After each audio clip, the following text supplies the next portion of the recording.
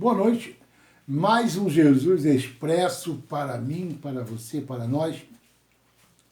Estamos mais uma noite juntos para ouvir a voz de Deus, para ouvir os ensinamentos de Deus, para receber de Deus a direção, o amor, a graça, a misericórdia de Deus que Ele tem para as nossas vidas. Vamos abrir a nossa Bíblia no livro de Jonas, Jonas capítulo 1. Vamos falar sobre um profeta em que precisou ser disciplinado para ser obediente à voz de Deus. Profeta.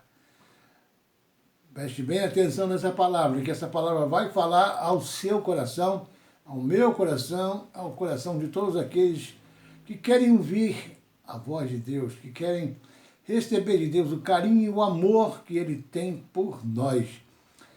Bom, abra sua Bíblia no livro de Jonas, profeta Jonas, capítulo 1, versículo 4. Diz assim a palavra de Deus: Mas o Senhor lançou sobre o mar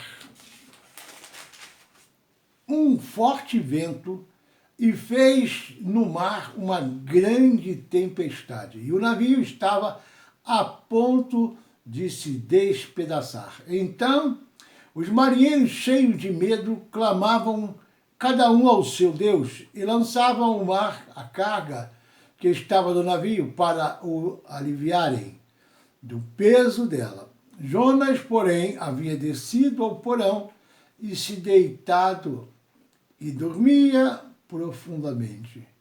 Chegou-se a ele o mestre do navio. Ele disse: Que se passa contigo? Agarrado no sono. Levanta-te, invoca o teu Deus, talvez assim esse Deus se lembre de nós, para que não pereçamos. Então dizia uns aos outros: Vinde, lancemos sorte, para que saibamos por causa de quem nos sobreveio este mal.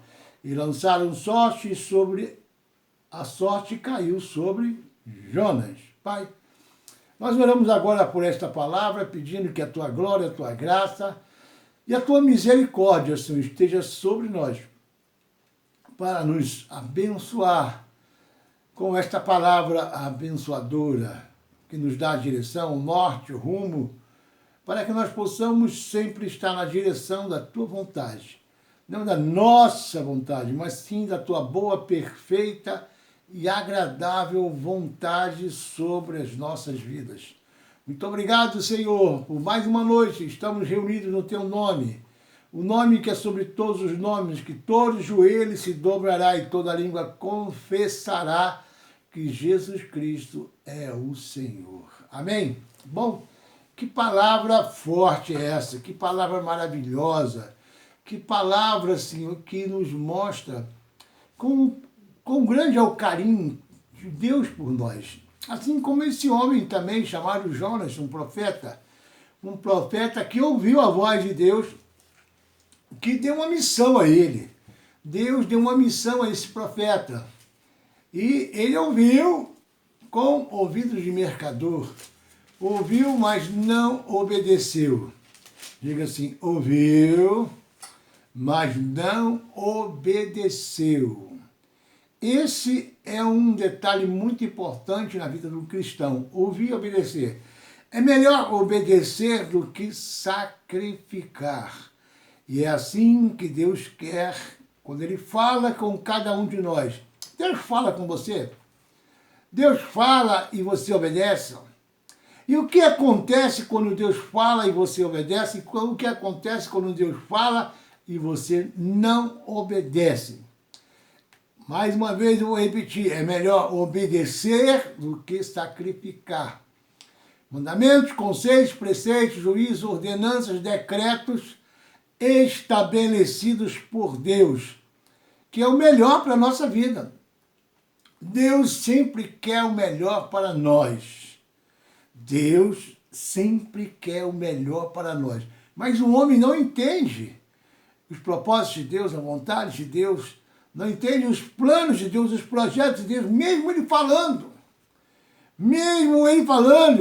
Tem horas que deve imaginar assim, será que eu preciso desenhar para você aquilo que eu estou falando? Será que é preciso que eu desenhe para você isso? Ou você está ouvindo, ou você está escutando, ou você está obedecendo, ou você vai obedecer? Deus tem uma paciência incrível. Ainda bem, né? Deus tem uma paciência incrível com cada um de nós. E é por isso que Ele nos ama tanto. Ele, por amor a nós, Ele vai até o extremo, se esforçando para que você entenda o que Ele está falando e obedeça o que Ele está falando. Vai até o extremo na sua disciplina, na sua correção. Amém? Então, no capítulo 1, versículo 1, diz assim, veio a palavra do Senhor a Jonas, filho de Amitai, dizendo, dispõe-te, vai à grande cidade de Nínive, e clama contra ela, porque a sua malícia chegou a mim. Jonas se dispôs para fugir. E o nome dessa mensagem hoje é a fuga de Jonas. Para fugir da presença do Senhor para Tarsis, e tendo descido a Jope, achou um navio que ia para Tarsis. Pagou, pois, a sua passagem e embarcou nele, para ir com ele para Tarsis, para longe da presença do Senhor. Mas o Senhor lançou ao mar, como nós vemos agora, um forte vento. E fez o mar uma grande tempestade, e o navio estava a ponto de se despedaçar. Olha como Deus fala com esse profeta, assim como fala com cada um de nós, e muitas das vezes nós queremos fazer conforme a nossa vontade. E desobedecendo a palavra de Deus. Aquilo que nós ouvimos de Deus na palavra, aquilo que nós ouvimos de Deus em pregações, aquilo que nós ouvimos claramente, nitidamente, a voz de Deus falando ao nosso ouvido, ao nosso coração, ao nosso entendimento, ao nosso conhecimento de o que Ele quer de cada um de nós. Preste bem atenção. O que Deus quer de você? O que Deus tem falado para você, com você? Qual é o propósito de Deus? Por que Ele te chamou? Para que Ele te chamou? Para servi-lo, para ter comunhão com Ele, para glorificá-lo, exaltá-lo como Senhor de sua vida, como aquele que reina e reinará para sempre na sua vida. Eu tenho falado aqui porque esse tempo em que nós passamos aqui na Terra, quando nós um dia nascemos, crescemos, tivemos um encontro com Deus, o reconhecemos como Senhor e Salvador e hoje estamos servindo a Ele. E até aqueles que ainda não conhecem, mas vão conhecer, porque Deus anda à procura dos verdadeiros adoradores, aqueles que o adoram em espírito e em verdade. Bom, o propósito de Deus é que você tenha comunhão com Ele, seja fiel a Ele, porque Ele é fiel à sua palavra. Ele é fiel a tudo aquilo que Ele disse para você, e tem dito e vai continuar dizendo para você, para mim e para nós. Ele continua fiel. A sua fidelidade dura de geração em geração. A fidelidade de Deus é eterna com a sua palavra, com o seu propósito. Em tudo que Ele criou, em tudo que Ele faz, em tudo que Ele fez. Ele é o mesmo, não mudou. E esse homem aqui, chamado Jonas, um profeta, ele ouviu a voz de Deus. E Deus mandou ele para uma direção, Nínive, uma cidade em que Deus queria converter pela sua malícia, pela sua maldade, pela sua crueldade, que colecionava na porta das cidades aonde eles invadiam cabeças e crânios dos seus inimigos vencidos. E isso tudo chegou à memória, à presença, aos olhos de Deus, ao conhecimento de Deus.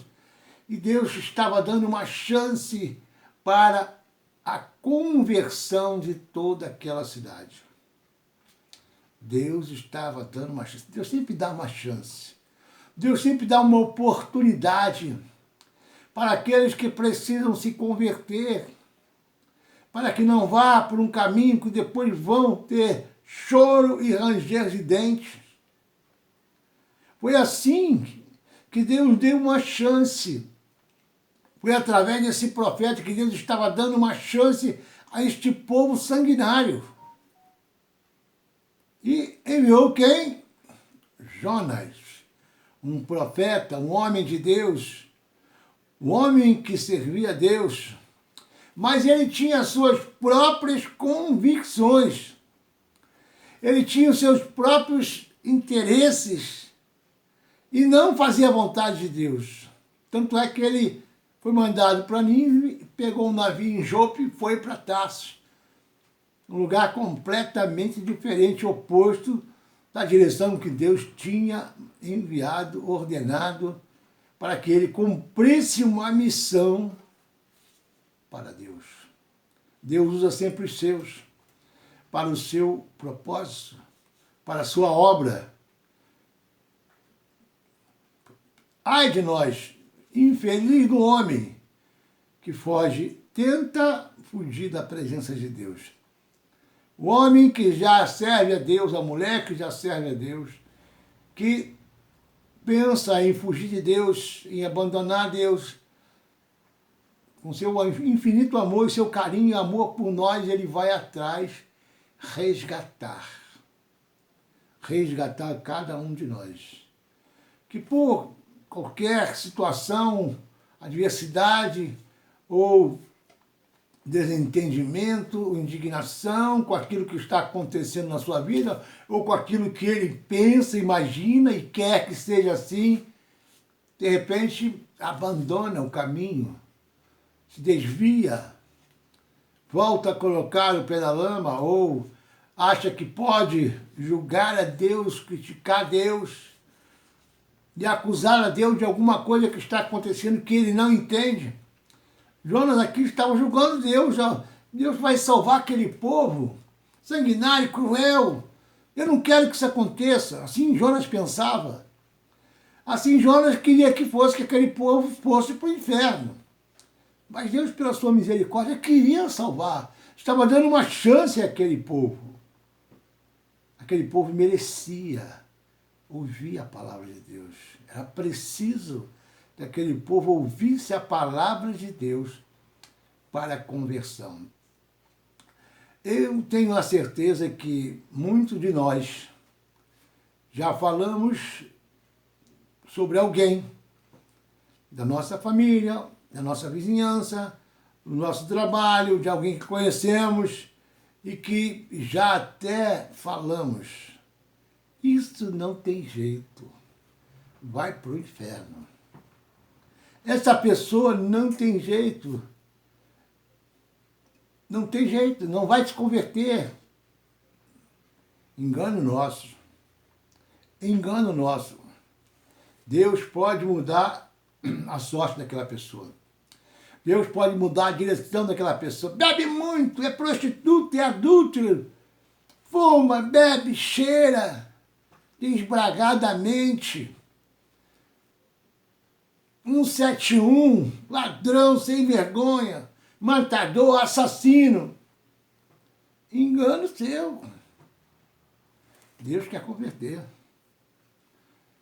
E quer dar uma chance, assim como estava dando a chance para esse povo de Nínive.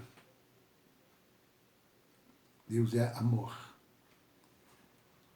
E esse profeta, recebendo a ordem de Deus, a missão de Deus, foi para o navio. Mas Deus continua insistindo em que o propósito dele seja cumprido. E que o homem que ele escolheu para tal missão que ele designou vai cumprir. Diga glória a Deus.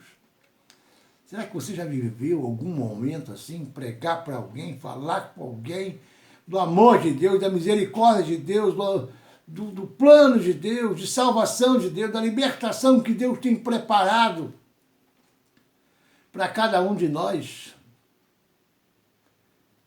É importante você reconhecer que tem horas que a gente vacila em não ouvir a voz de Deus, em não pregar a palavra de Deus, em não querer a salvação daquela pessoa que você até já sofreu na mão dela, que você até passou por situações ruins perto dela.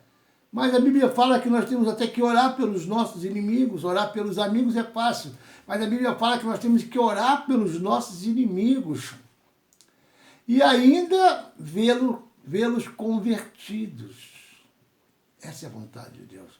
Que era o oposto que Jonas pensava. Não quero saber desse povo se convertendo, não. Não quero saber desse povo sendo salvo, não. Eu quero que eles vão para o inferno. Era assim que Jonas pensava.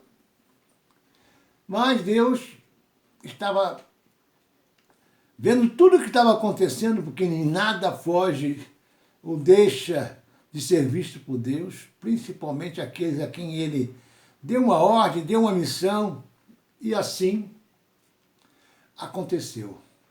Quando Jonas entrou no barco e começou aquela viagem, ele imaginava que ia ter uma viagem tranquila, uma fuga espetacular. Uma fuga espetacular de Deus, da presença de Deus. Ele falou, vou pegar um barco, vou para o outro lado completamente de onde Deus mandou. Engano de Jonas. Pensava que ia ter uma viagem tranquila, pensava que ia ter uma viagem maravilhosa e que Deus não ia saber onde ele estava. Deus usou uma tempestade que foi a mão de Deus. Aquela tempestade foi a mão de Deus corrigindo a rota de Jonas.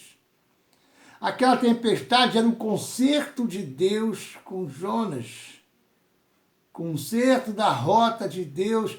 Ele falou, olha, você não vai para onde você quer, você vai para onde eu estou te enviando, que eu estou te mandando, para a missão que eu confiei a você.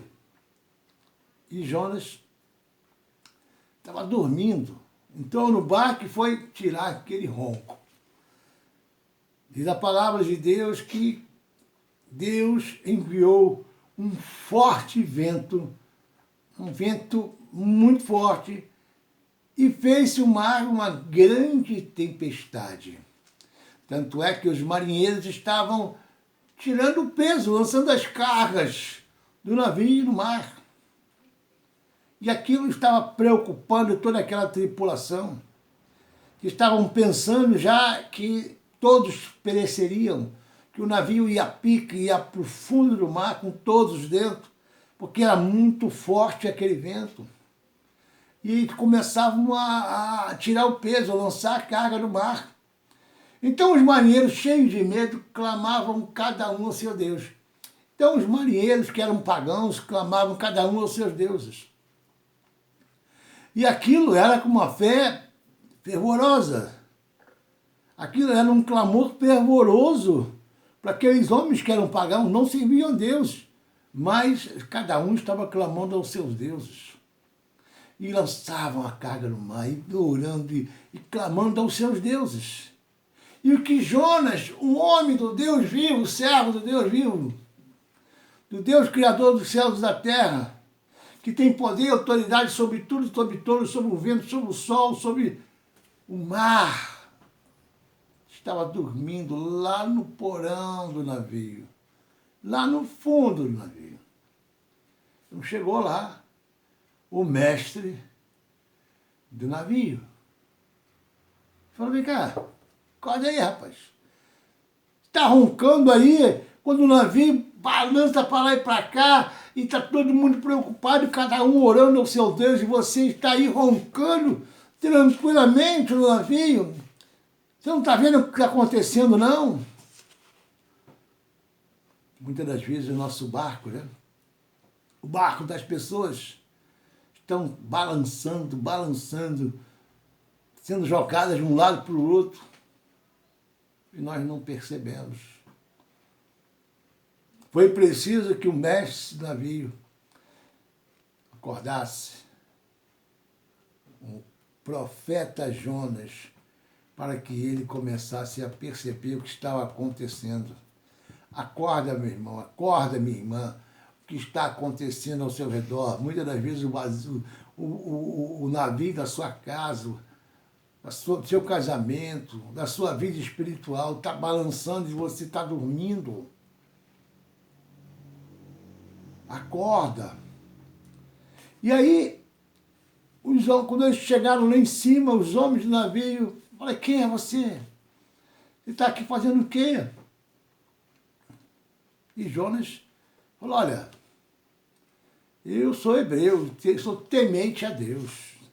Ele não falou que era profeta, mas ele falou, sou homem de Deus, sou hebreu.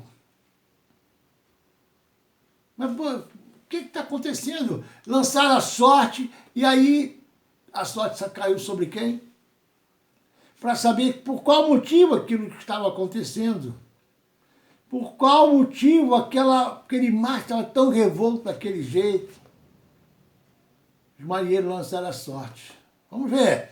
Vamos ver por causa de quem está acontecendo esta situação aqui, que todos estamos quase perecendo.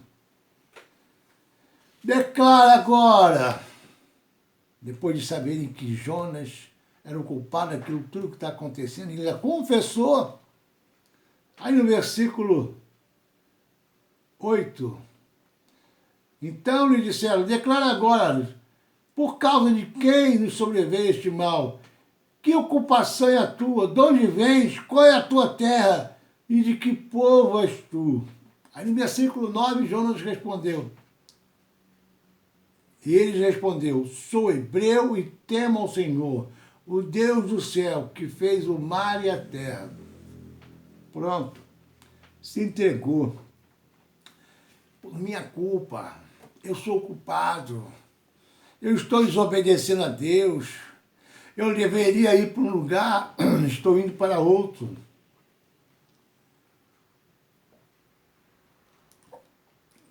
Eu deveria estar agora chegando em Nínive.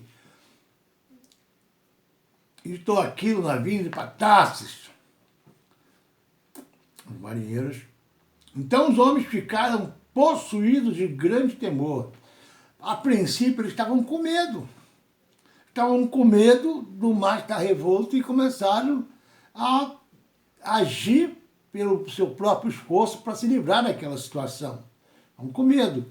Aí quando eles souberam que aquele mar estava revolto por causa do Deus de Jonas, no versículo 9 diz assim, eles responderam, Jonas respondeu, sou hebreu e temo ao Senhor, o Deus do céu que fez o mar e a terra. Então os homens ficaram possuídos de grande temor e lhe disseram, que é isto que fizeste? Porque, ou seja, em outras palavras, por que você desobedeceu a Deus? Por que você desobedeceu a Deus? Ai daquele homem que desobedece a Deus. Em vez de ele ser bênção, ele passa a ser maldição. Aonde ele está, ele provoca destruição ao redor dele. Por causa da desobediência de Jonas, o navio estava indo a pique e iam morrer todos os tripulantes por causa de uma desobediência. O homem de Deus que está fugindo de Deus, em vez de ser benção, aonde ele estiver, aquele que está fugindo de Deus, homem de Deus, em vez de ser bênção onde ele está, ele passa a ser maldição, ele provoca destruição. Diga misericórdia, Senhor. Misericórdia. E o que aconteceu?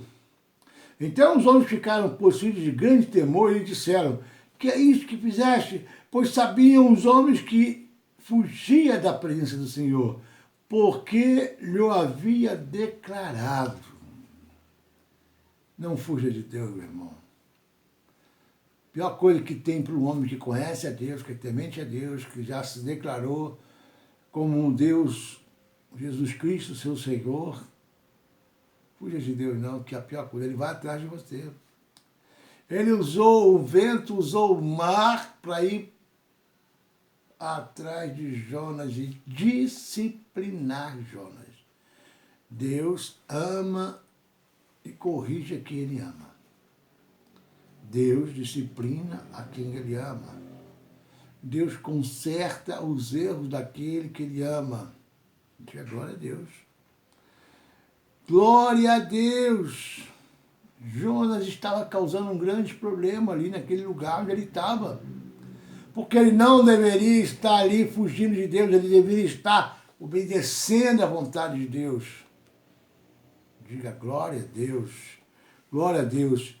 Um crente na rota de fuga de Deus, em vez de ser bênção, ele se transforma em maldição. Diga misericórdia, Senhor. Um crente desobediente é pior até que o ateu. Diga misericórdia, Senhor.